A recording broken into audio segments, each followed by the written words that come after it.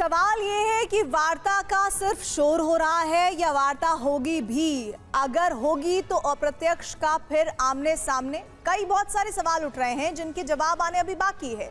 हालांकि ईरान का रुख कभी नरम है तो कभी कड़क। ईरानी शासन के उलझे हुए सिस्टम से अलग अलग तरह के बयान आ रहे हैं। इन बयानों से कभी उम्मीद बनती है तो कभी आशंकाएं बढ़ जाती हैं। और इस बीच इजराइल से एक सीक्रेट लीक होने से आशंकाएं और बढ़ गई हैं। इजराइल का दावा है कि युद्ध विराम सिर्फ एक शॉर्ट ब्रेक है और उसकी सेना ईरान पर हमलों के लिए तैयार है। UEM जयपुर एक आदर्श लक्ष्य है। भावी छात्रों के लिए अच्छी नौकरी, भविष्य के लिए तैयार कौशल के साथ अच्छी शिक्षा। यात्रा शुरू करने से पहले अरागची ने कहा कि इस्लामाबाद, मस्कट और मॉस्को की यात्रा शुरू कर रहा हूं। मेरी यात्रा का उद्देश्य सहयोगियों से द्विपक्षीय मामलों पर गहरा तालमेल बनाना है। पाकिस्तान ने रॉयटर्स से कहा कि ईरानी विदेश मंत्री पाकिस्तानी मध्यस्थों से बातचीत के लिए आ रहे हैं। अल अरबिया से पाकिस्तान के एक अधिकारी ने भी ये कहा कि ईरान यूएस की बातचीत हो सकती है। IRGC से जुड़ी तस्नीम न्यूज एजेंसी ने कहा है कि अरागची के एजेंडा में यूएस से बातचीत नहीं है।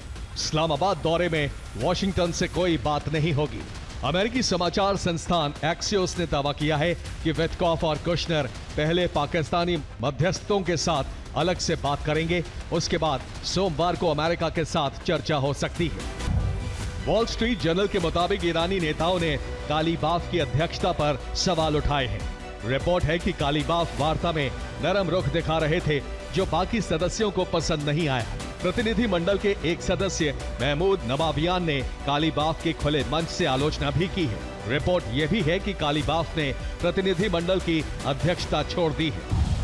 इजराइल को डर है कि ईरान शांति काल में अपनी नष्ट हो चुकी ताकत को फिर से खड़ा कर रहा है। इजराइल ने अमेरिका को रिपोर्ट दी है कि ईरान की बची हुई मिसाइलों को लॉन्च के लिए तैयार किया जा रहा है। इजरायली सेना को हाई अलर्ट पर रखा गया है। रक्षा मंत्री इजराइल काट्स ने कहा है कि वार्ता विफल होती है तो इजराइल ईरान को पाषाण युग में वापस भेजने के लिए तैयार है। 15 दिन में इजराइल के आसपास पैट्रियट और थार्ड डिफेंस सिस्टम की तैनाती बढ़ाई गई है। अगर बातचीत सफल नहीं होती तो पहला हमला इजराइल के जरिए कराया जा सकता है।